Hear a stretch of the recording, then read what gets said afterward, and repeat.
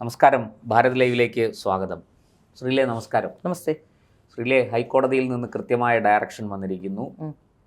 വീണ വിജയനെതിരായ കേസിൽ, വീണ തായ്ക്കണ്ടിക്കെതിരായ കേസിൽ ഇഡിക്ക് ധൈര്യമായിട്ട് മുന്നോട്ട് പോകാം, ഒരു തടസ്സങ്ങളുമില്ല, കേസ് അന്വേഷിക്കാം, ഏത് രേഖകൾ വേണമെങ്കിലും പരിശോധിക്കാം, ആരെ വേണമെങ്കിലും ചോദ്യം ചെയ്യാൻ വിളിച്ചു വരുത്താം, ഒരു പ്രശ്നവുമില്ല. നമ്മുടെ ഇഡിക്ക് വേണ്ടി ഹാജരായിരിക്കുന്നത് അഡീഷണൽ സോളിസിറ്റർ ജനറൽ സുന്ദരേശ്വരനാണ്. അപ്പോൾ CMRLന്റെ ഹർജി പരിപൂർണമായിട്ടും തള്ളി തന്നെ തീർപ്പാക്കി കോടതി ഈ കേസ്. എൻ്റെ ചോദ്യം വളരെ ലളിതമാണ്. വീണ തായ്ക്കണ്ടി അറസ്റ്റിലാകുമോ? ആകുമെങ്കിൽ എപ്പോൾ? തീർച്ചയായും വീണ തായ്ക്കണ്ടി അറസ്റ്റിലാവുന്ന കാര്യത്തിൽ സംശയമൊന്നും വേണ്ട. ഇവിടെ ആദ്യം പറയേണ്ട മറ്റൊരു പ്രധാന കാര്യമുണ്ട് പ്രശാന്ത്. ഇതിൽ കഴിഞ്ഞ ദിവസങ്ങളിൽ ED വന്ന് അന്വേഷണം തുടങ്ങി വീണ വിജയന്റെ മൊഴിയെടുക്കാൻ വേണ്ടി പിണറായി വിജയന്റെ വീട്ടിലേക്ക് എത്തിയപ്പോൾ CPMന്റെ നേതാക്കന്മാർ അവിടെ വന്നിരുന്നു പറഞ്ഞത് കോടതിയെ പോലും തെറ്റിദ്ധരിപ്പിക്കുന്ന രീതിയിൽ, കോടതി വിധിയെ തെറ്റിദ്ധരിപ്പിക്കുന്ന രീതിയിലുള്ള ചില പരാമർശങ്ങളായിരുന്നു. അവർ പറഞ്ഞത്, അതായത് FIR പോലും വേണ്ട, FIR ഇടേണ്ട കുറ്റകൃത്യമല്ല ഇത് എന്ന് കോടതി പറഞ്ഞിട്ടുണ്ടെന്ന വാദമായിരുന്നു മുന്നോട്ട് വെച്ചത്. ഏതായാലും ഒരാഴ്ച പോലും തന്ത്രമാണ്. അതെ, അതായത് ഒരാഴ്ച പോലും കഴിയും മുമ്പ് തന്നെ അതിന്റെ സത്യാവസ്ഥ ജനങ്ങൾക്ക് ബോധ്യമാകുന്ന രീതി എത്തിയിരിക്കുന്നു എന്നാണ് ഏറ്റവും പ്രധാനപ്പെട്ട കാര്യം. അതായത് ED അന്വേഷണം തുടരുമെന്നും സ്റ്റേ ആവശ്യം ഇല്ല എന്ന കാര്യത്തിലാണ് ഇപ്പോൾ ഏറ്റവും പ്രധാനപ്പെട്ട കാര്യമായി തീരുമാനം വന്നിരിക്കുന്നത്. ED അന്വേഷിക്കട്ടെ, എന്തിനാണ് അന്വേഷണത്തെ തടസ്സപ്പെടുത്തുന്നത്? ഇനി അഥവാ നിങ്ങളൊന്നും ചെയ്തിട്ടില്ലെങ്കിൽ CMRL നിങ്ങളുടെ രേഖകളൊക്കെ നൽകൂ. ആ CMRL സിംഗിൾ ബെഞ്ചിന്റെ വിധിയെ പരിപൂർണമായിട്ടും ഡിവിഷൻ ബെഞ്ച് ശരിവെക്കുന്ന സമീപനമാണ് അത് തന്നെയാണ് സ്വീകരിച്ചത്. വളരെ പ്രധാനപ്പെട്ട കാര്യം. ഇന്ന് CMRLന്റെ വിധിയിൽ ഹൈക്കോടതി വിശദമായ വാദം കേൾക്കും എന്ന് പറഞ്ഞിട്ടുണ്ട്. അത് നടന്നത് സ്വാഭാവികമാണ്. വിശദമായ വാദം കേൾക്കേണ്ടത്. ഒരു കാര്യം വ്യക്തമാണ്, അതായത് അടിയന്തരമായി ഈ അന്വേഷണം സ്റ്റേ ചെയ്യാനുള്ള യാതൊരു ഗ്രൗണ്ടും ഇല്ല എന്ന് ഹൈക്കോടതി പ്രഥമ ദൃഷ്ടിയാ പറഞ്ഞത്. അതാണ് അതിൽ ഏറ്റവും. മാത്രമല്ല, അത് ഈ അന്വേഷണത്തെ തടസ്സപ്പെടുത്താൻ വലിയ രീതിയിലുള്ള വാദഗതികൾ ഇവർ മുന്നോട്ട് വെച്ചു. അതായത് അതിൽ ഏറ്റവും പ്രധാനപ്പെട്ട ഒരു BJP നേതാവ്, അതൊരു രാഷ്ട്രീയ നേതാവ് കൊടുത്ത പരാതിയാണ്, മറ്റു പരാതികൾ ഇല്ല എന്നൊക്കെ പറഞ്ഞു നോക്കി. പക്ഷേ കോടതി വ്യക്തമായി പറഞ്ഞു, അങ്ങനെ ഒരു പരാതി ഉണ്ടെങ്കിൽ നല്ലതല്ലേ, നിങ്ങൾക്ക് രേഖകൾ നൽകാം, നിങ്ങൾക്ക് ക്ലീൻ ചിറ്റ് കിട്ടുമല്ലോ, അപ്പൊ അങ്ങനെ രേഖകൾ ഉണ്ടെ കൊടുത്തു. ഇനി കൂടുതൽ കോടതി എന്താണ് പറയേണ്ടത്? പേടിക്കേണ്ട എന്ന് കോടതി വ്യക്തമായി തന്നെ അതിൽ കൃത്യമായി പറഞ്ഞിരിക്കുന്നു എന്ന് മനസ്സിലാക്കാൻ സാധിക്കുന്നു. അതുപോലെ തന്നെ ലിമിറ്റഡ് കമ്പനി അല്ലേ എക്സാലോജിക്ക്, അപ്പൊ രേഖകൾ ഉണ്ടാവില്ലേ? അതൊക്കെ അതെ. അപ്പൊ തീർച്ചയായിട്ടും CMRLന്റെ കാര്യം ചോദിക്കുന്നു. എക്സാലോജിക്കിന്റെ വരുമ്പോൾ CMRLന്റെ കാര്യം പറയുന്നു. അപ്പോൾ ഇതൊരു ലിമിറ്റഡ് കമ്പനി അല്ലേ എന്ന് ചോദിക്കുന്നു. ആ ലിമിറ്റഡ് കമ്പനിയിൽ രേഖകൾ ഉണ്ടാകുമല്ലോ, പിന്നെ എന്തിനാണ് പേടിക്കേണ്ടത്? നിങ്ങൾക്ക് രേഖകൾ, അതായത് കോടതി സത്യത്തിൽ ട്രോളുകയായിരുന്നു എന്ന് സംശയമുണ്ട് CMRL. അപ്പൊ ആ രീതിയിലുള്ള ചോദ്യങ്ങളാണ് ചോദിച്ചിട്ടുള്ളത്. ഈ വാദം നീട്ടിക്കൊണ്ട് പോകണ്ട എന്ന് കോടതി പറയുകയും ചെയ്തു. മറുപടി സത്യവാങ്മൂലം ആവശ്യമില്ലെന്ന് ED അഭിഭാഷകനും വ്യക്തമാക്കിയിരുന്നു. ഏതായാലും ഈ വാദം ഇടക്കാല ഉത്തരവ്, അതായത് സ്റ്റേ ചെയ്തുകൊണ്ടുള്ള ഇടക്കാല ഉത്തരവ് ഇന്നുണ്ടാവില്ല എന്ന യാഥാർത്ഥ്യം പുറത്തു വന്നു. അതെ അതെ അതെ അതെ അത് വിശദമായി സ്വാഭാവികമായി കേൾക്കേണ്ടതാണ്. ഒരു ഹർജിയിൽ കഴമ്പുണ്ടെങ്കിൽ തീർച്ചയായിട്ടും കോടതിക്ക് അത് വാദം കേട്ടേ മതിയാവുള്ളൂ. നമ്മുടെ രാജ്യത്തെ നിയമവാഴ്ച അങ്ങനെയാണ് അതിനെക്കുറിച്ച് പറയുന്നത്. അതുകൊണ്ട് തീർച്ചയായിട്ടും കോടതി വാദം കേൾക്കും. പക്ഷേ ആ വാദം കേൾക്കുന്നത് കൊണ്ട് CMRLനും വീണ വിജയനും എന്തെങ്കിലും പ്രയോജനം ഉണ്ടാകുമോ? എനിക്ക് തോന്നുന്നില്ല. ഇതില് ഏറ്റവും പ്രധാനപ്പെട്ട കാര്യം, നമ്മൾ മനസ്സിലാക്കേണ്ട ഏറ്റവും പ്രധാനപ്പെട്ട കാര്യം, ഇവിടെ പ്രഥമ ദൃഷ്ടിയ ഒരു ക്രൈം സംഭവിച്ചിരിക്കുന്നു എന്ന് വളരെ കൃത്യമായി തന്നെ നമ്മൾ ആ SFIOയിൽ സമർപ്പിക്കപ്പെട്ട രേഖകളിൽ നിന്ന് തന്നെ വ്യക്തമായിട്ടുണ്ട്. അതായത് ആദായ നികുതി വകുപ്പിന്റെ ഇൻട്രീം സെറ്റിൽമെന്റ് ബോർഡിന്റെ കണ്ടെത്തലിൽ വന്ന ആ തെളിവുകൾ തന്നെ, അത് പ്രകാരം തന്നെ അതിന് വീണ പിഴ ഒടുക്കിയപ്പോൾ തന്നെ ഒരു ക്രൈം നടന്നിരിക്കുന്നു എന്ന് പ്രഥമ ദൃഷ്ടിയ മനസ്സിലാക്കാൻ സാധിക്കുന്നു. അപ്പോൾ അത് ക്രൈം നടന്നിട്ടുണ്ട്, ഒരു തട്ടിപ്പ് നടന്നിട്ടുണ്ട്. ആ തട്ടിപ്പിന് വളരെ കൃത്യമായി തന്നെ അതിന് കണ്ടുപിടിച്ചത് കൊണ്ട്, അതായത് കണ്ടുപിടിക്കാതെ അല്ല, ആദായ നികുതി വകുപ്പ്, അതെ ആദായ നികുതി വകുപ്പ് ഇത് കണ്ടുപിടിച്ചത് കൊണ്ട് അത് ക്രൈം ചെയ്തു എന്ന് സമ്മതിച്ച് അതിന്റെ പിഴ ഒടുക്കിയിട്ടുണ്ട്. അപ്പൊ ആ പിഴ ഒടുക്കിയതിൽ തീർന്നു എന്നാണ് വീണ വിജയൻ കരുതിയത്. അത് സാധാരണ ഒരു ബിസിനസ് നടത്തിയുള്ള പിഴയല്ല, അത് ഒരു തട്ടിപ്പിന്റെ പണമാണ്. ഒടുക്കേണ്ടി വന്നത് വീണ അടച്ചിരിക്കുന്നത് ടാക്സ് ആണ്. അതാ പറഞ്ഞത്. അപ്പൊ രണ്ടും ക്രൈം നടന്നിരിക്കുന്നു എന്ന് വ്യക്തമാകുന്നു. എന്ത് സേവനത്തിനാണെന്ന് ചോദിക്കുമ്പോൾ ഏത് സേവനത്തിനാണെന്ന് പറയുന്നില്ല.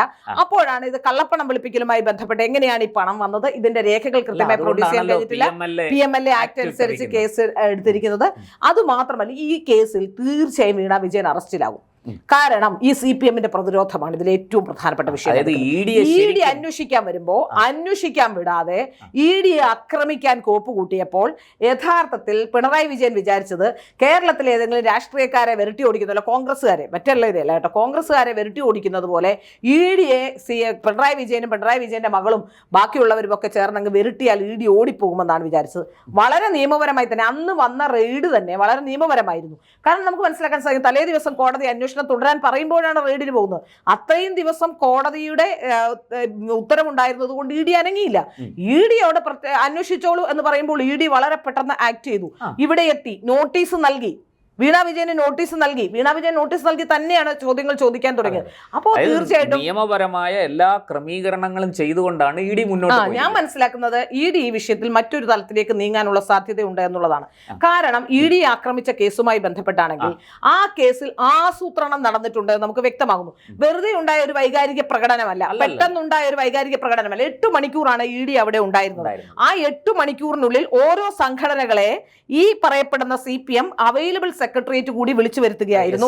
SFI ഒരുമിച്ച് വരുന്നു, DYFI ഒരുമിച്ച് വരുന്നു, മുദ്രാവാക്യം വിളിക്കുന്നു, ആദ്യ MLA-മാരടക്കമുള്ളവർ അവിടെ വരുന്നു, അവൈലബിൾ സെക്രട്ടേറിയറ്റ് കൂടുന്നു, അതിനുശേഷം അവിടേക്ക് ആൾക്കാരെ വിളിച്ചു വരുത്തുന്നു. അവസാനം ഇറങ്ങുമ്പോൾ അക്രമത്തിന് കോപ്പ് കൂട്ടാൻ വേണ്ടി, ആക്രമിക്കാൻ വേണ്ടി, അതും പ്രധാനപ്പെട്ട നേതാക്കന്മാർ ഈ പാളയം ഉണ്ണിയും അതുപോലെ തന്നെ IP ബിനുവും ഒന്നും സംഘടന പറയാതെ അല്ലെങ്കിൽ സംഘടനയുടെ നിർദ്ദേശമില്ലാതെ വെറുതെ കയറി ആക്രമിച്ചതല്ല എന്ന് നമുക്കറിയാവുന്ന കാര്യമാണ്. കാരണം അവർ ആ സംഘടനയുടെ ഭാഗമാണ്.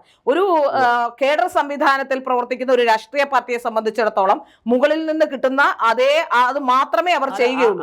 അത് മാത്രമല്ല IP ബിനു അത് പറയുകയും ചെയ്തു. ജയിലിൽ പോകുന്നതിന് മുമ്പ് IP ബിനു പറയുകയും ചെയ്തത് ഞാൻ എടുത്ത തീരുമാനമല്ല, ഇത് പാർട്ടി പറഞ്ഞ തീരുമാനം വെടിപ്പായി നടപ്പാക്കിയിട്ടുണ്ടെന്ന് എഴുതി വെച്ചിട്ടാണ് പോയിരിക്കുന്നത്.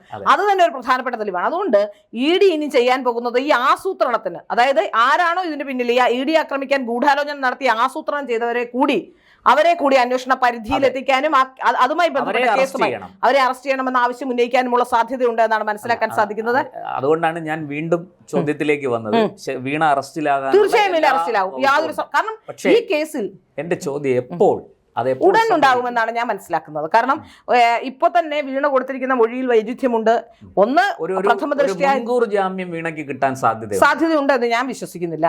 കാരണം ഒന്ന് ED കേസാണ്, രണ്ടാമത് ഇത് കോടതിയിൽ കഴിഞ്ഞ കുറെ നാളുകളായി നടക്കുന്ന കേസാണ്. അപ്പൊ കേസ് അന്വേഷിച്ചോളൂ എന്ന് പറയുമ്പോൾ അന്വേഷണത്തിന്റെ പ്രാരംഭ ഘട്ടമാണ്. ഈ ഘട്ടത്തിൽ വീണയെ പോലെ ഒരാൾ ഇൻഫ്ലുവൻഷ്യൽ ആണ്. മാത്രമല്ല വീണ ഇൻഫ്ലുവൻഷ്യൽ ആണെന്ന് തെളിയിക്കുകയും ചെയ്തു.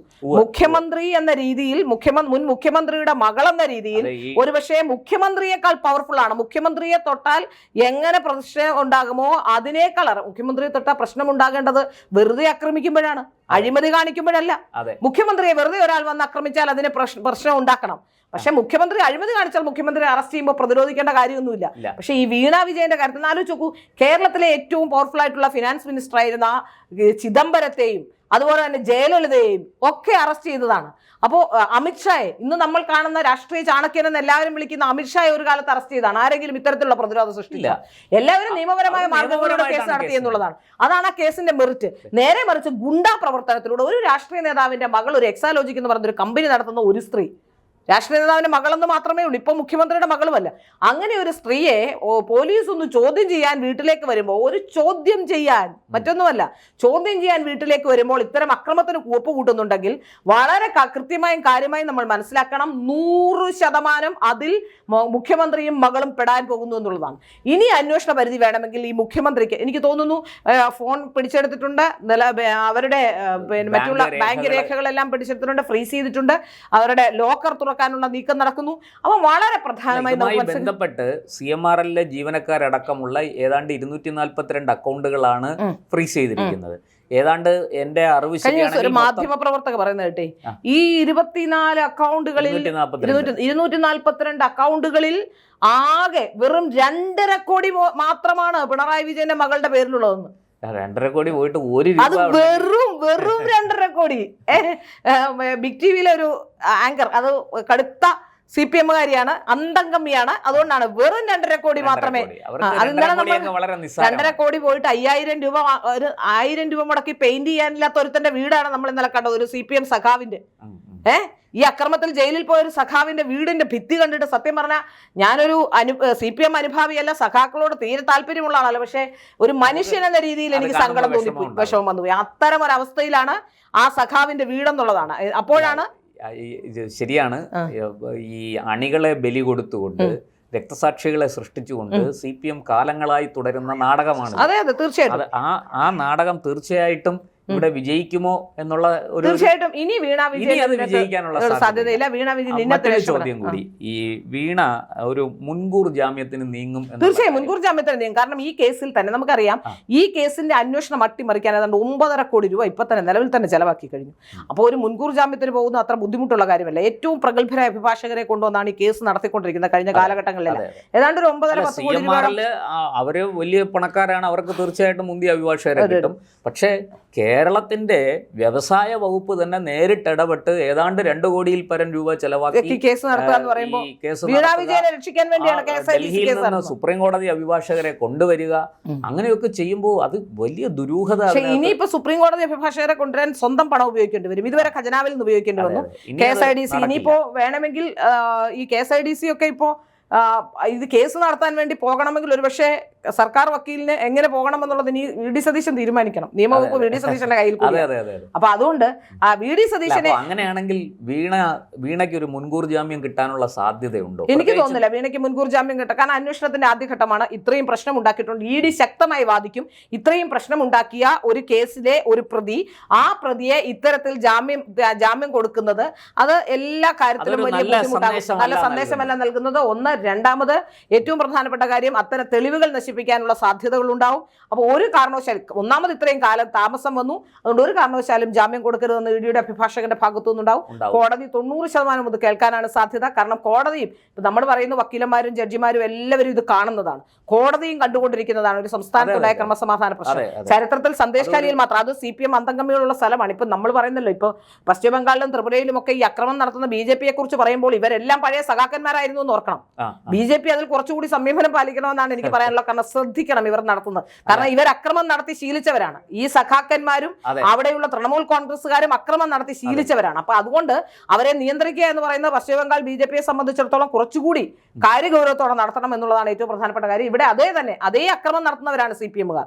ED ആക്രമിക്കുക എന്ന് പറഞ്ഞാൽ ആലോചിച്ച് നോക്കൂ, രാജ്യവിരുദ്ധതയാണ്, രാജ്യത്തിനെതിരെയുള്ള, അതും കള്ളപ്പണത്തിന്റെ ഇടപാടിന്റെ കേസുമായി ബന്ധപ്പെട്ട് അന്വേഷണം നടത്തുമ്പോൾ ED ആക്രമിക്കാൻ ശ്രമിക്കുന്നത് കടുത്ത രാജ്യദ്രോഹമാണ്. സത്യത്തിൽ വീണ വിജയനെ ഉൾപ്പെടെയുള്ളവരെ വീണ്ടും UAPA ചുമത്താണ്. വീണ വിജയനും അതുപോലെ തന്നെ ഈ നേതാക്കന്മാർ, ഈ ആസൂത്രണത്തിന് ചുക്കാൻ പിടിച്ച നേതാക്കന്മാർക്കുമെതിരെ UAPA ചുമത്തേണ്ടതാണ്. ബംഗാളിലെ സന്ദേശ് ഖാലിയിൽ ഷാജഹാൻ ഷെയ്ഖിനെതിരെ UAPA ചുമത്തിയിട്ടുണ്ട്. അതുകൊണ്ടാണ് ഏതാണ്ട് 825 ദിവസങ്ങളോളം ആയിട്ട് ജയിലിൽ കിടക്കാണ്, ജാമ്യം കിട്ടുന്നില്ല. ഇതും അതിനുള്ള സാധ്യതയില്ല എന്നാണ്. അതുപോലെ തന്നെ ഇവിടെ കേരളത്തിലും EDയെ ആക്രമിക്കാൻ ശ്രമിച്ചു എന്ന് പറയുമ്പോൾ അതൊരു നിസ്സാര വകുപ്പൊന്നും ചുമത്തിയായിരിക്കില്ല കേസെടുക്കുന്നത്. വളരെ ശക്തമായ വകുപ്പുകൾ ചുമത്തി കർശനമായ നടപടികളിലേക്ക് കേന്ദ്ര ഏജൻസികൾ പോകും എന്ന കാര്യത്തിൽ ഒരു സംശയം. അപ്പോ ഇവിടെ ഞാൻ ചോദിച്ചു വന്നത്, അങ്ങനെയെങ്കിൽ ഈ പറയുന്നത് പോലെ ഒരു മുൻകൂർ ജാമ്യം വീണയ്ക്ക് കിട്ടിയില്ലെങ്കിൽ ഉണ്ടാകാൻ അറസ്റ്റാണ്. തീർച്ചയായും അറസ്റ്റാണ്. ഇനിയിപ്പോ എനിക്ക് തോന്നുന്നു ED വിളിച്ചു വരുത്തി ചോദ്യം ചെയ്ത് അറസ്റ്റ് ചെയ്യുള്ളൂ. കാരണം ഈ സഖാക്കന്മാർക്ക് അങ്ങോട്ട് എത്താൻ പറ്റൂലല്ലോ. EDയുടെ ഓഫീസിന്റെ അടുത്തേക്ക് സഖാക്കന്മാർ എത്തണമെന്നാണ് ഞാൻ പറയുന്നത്. EDയുടെ ഓഫീസിന്റെ അടുത്തേക്ക് എത്തിയാൽ അന്ന് കേന്ദ്രസേന പാലിച്ച മൗനം അന്ന് കേന്ദ്രസേന പാലിക്കില്ല എന്നുള്ളത് സംഭവിച്ചാൽ പിന്നെ ഉണ്ടാകാൻ പോകുന്നത് ഈ ദൂരവ്യാപകമായ ഭവിഷ്യത്തുകൾ അതായിരിക്കും CPMനെ കാത്തിരിക്കുന്നത്. തീർച്ചയായും അത് തന്നെയായിരിക്കും. വീണ അറസ്റ്റിലാകും, ഒരു സംശയം വേണ്ട. വീണയിൽ നിന്ന് വിജയനിലേക്കുള്ള ദൂരം എത്രയാണ് എന്നുള്ളതാണ് ഇനിയുള്ള ഏറ്റവും പ്രധാനപ്പെട്ട അറിയേണ്ടത്. അതെ, വീണയിൽ നിന്ന് വിജയനിലേക്കുള്ള ദൂരമാണ് ഇനി അറിയേണ്ടത്. അത് എങ്ങനെയാണ്? ഏതായാലും വീണ വിജയൻ ഒറ്റയ്ക്ക് നടത്തിയ ക്രൈമൊന്നുമല്ല ഇത്. ഈ പണം വീണ വിജയന് കിട്ടിയത് വെറും ഒരു വ്യക്തിയായല്ല, പിണറായി വിജയന്റെ മകളായതുകൊണ്ടാണ്. എന്ത് കിട്ടിയാലും ഇത് കമ്മീഷനാണ്, ഒരു സംശയം അക്കാര്യത്തിൽ വേണ്ട. അതുകൊണ്ട് വീണയിൽ നിന്ന് വിജയനിലേക്കുള്ള ദൂരമാണ് ഇനി അറിയേണ്ടത്. വീണ വിജയനിൽ നിന്ന് PVയിലേക്കുള്ള ദൂരം എത്ര, ആ ദൂരം ED എങ്ങനെ താണ്ടും, എത്ര സമയത്തിനുള്ളിൽ താണ്ടും, അവിടെ PVയിലേക്ക് ED ഉദ്യോഗസ്ഥർ എത്തുന്നത് കാത്തുകൊണ്ട് ഈ പറഞ്ഞതുപോലെ PVയെയും മകളെയും രക്ഷിക്കാൻ CPM ഏതറ്റം വരെയും പോകുമെന്ന് നമുക്കറിയാം. എന്നാലും ദ്രുതഗതിയിൽ അവരെടുക്കുന്ന തീരുമാനം എന്തായിരിക്കും? ഏതായാലും ഇപ്പൊ സർക്കാരിന്റെ വക്കീലിന് ഇനി പോകുമെന്ന് അറിയില്ല. കാരണം KSIDCക്ക് വേണ്ടി സർക്കാരിന്റെ വക്കീലിനെ വെച്ച് സുപ്രീം കോടതിയിൽ നിന്നാണ് കൊണ്ടുവന്നത്. നടക്കില്ല. അപ്പൊ ഇനിയിപ്പോ സർക്കാർ മാറിയോണ്ട് ഇനി ആ പരിപാടി നടക്കില്ല. അപ്പൊ ഇനി സുപ്രീം കോടതിയിൽ നിന്ന് വക്കീലൊക്കെ വരണമെങ്കിൽ ഏതായാലും വീണയുടെ പൈസയൊക്കെ ഫ്രീസ് ആയിട്ടുണ്ട്. മാത്രമല്ല ഈ PV-യുടെ ഫണ്ടും എവിടെയാണെന്ന് അറിയില്ല, എവിടെയെങ്കിലുമൊക്കെ ഫണ്ട് കാണും. പക്ഷെ പെട്ടെന്ന് ഇനി CPM-ന് ഭരണമില്ലാത്തത് കൊണ്ടും ഇനി വരാൻ സാധ്യതയില്ലാത്തത് കൊണ്ടും പെട്ടെന്ന് ഫണ്ടൊക്കെ കിട്ടാനുള്ള ഒരു ബുദ്ധിമുട്ടുണ്ടാവും. അപ്പൊ അതുകൊണ്ട് ഇനി ഇപ്പൊ പതുക്കെ ബക്കറ്റും ഒക്കെ എടുത്ത് പിരിവിനിറങ്ങുക എന്നുള്ളത് മാത്രമേ ഉള്ളൂ. വീണ്ടും കേസ് നടത്താൻ വീണാ സംരക്ഷണ നിധി പുതിയൊരു നിധിയുമായി ഇനി ബക്കറ്റ് പിരിവുമായിട്ട് ഇറങ്ങാം എന്നാണ് എനിക്ക് തോന്നുന്നത്. അതേതായാലും പക്ഷെ ഏത് ബക്കറ്റ് കൊണ്ട് ഇറങ്ങിയാലും അടുത്ത കാലത്തൊന്നും ഇനി വീണ വിജയൻ പുറത്തു വരാൻ പോകുന്നില്ല എന്ന് മാത്രമല്ല, വീണയിൽ നിന്ന് വിജയനിലേക്കുള്ള ദൂരം കൂടി ചർച്ച ചെയ്യപ്പെടുന്ന ഈ സമയത്ത് അത് എത്ര സമയം എടുക്കുമെന്ന് മാത്രമേ ഉള്ളൂ. കൃത്യമായി ED അന്വേഷണം മുന്നോട്ട് പോയാൽ ആദ്യത്തെ ഏതാണ്ട് കേരളത്തിലെ അടുത്ത കാലത്ത് ആദ്യമായി ജയിലിൽ കിടക്കുന്ന കേരളത്തിലെ തന്നെ ആദ്യത്തെ അഴിമതി കേസിൽ അല്ലെങ്കിൽ കള്ളപ്പണ കേസിൽ ജയിലിൽ കിടക്കുന്ന മുഖ്യമന്ത്രിയും മരുമകനും പ്രതിരോധത്തിലാണെന്നാണ് മനസ്സിലാക്കാൻ സാധിക്കുന്നത്. മരുമകനുമൊക്കെയായി സകുടുംബം ജയിലിൽ കഴിയാനുള്ള സംവിധാനം ഒരുങ്ങുമെന്നുള്ളതാണ്.